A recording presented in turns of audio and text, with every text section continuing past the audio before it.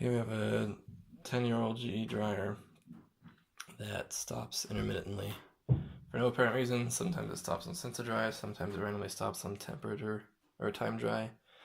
But I just noticed that if I tap it looks like the motor relay, one of these guys. If I tap this one, it'll make it start. So here's what it does.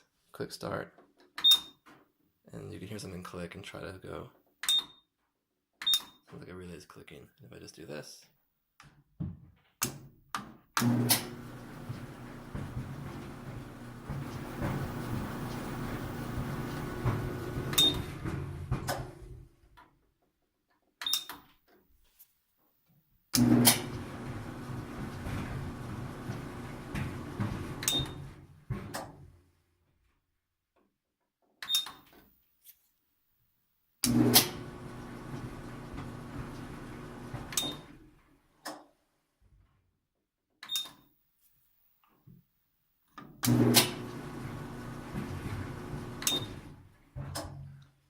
so it looks like tapping either of the relays will do it.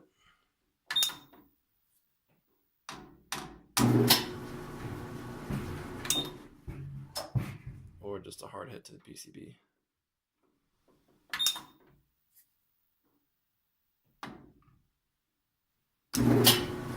That's the more sensitive one. That guy, whatever relay that is.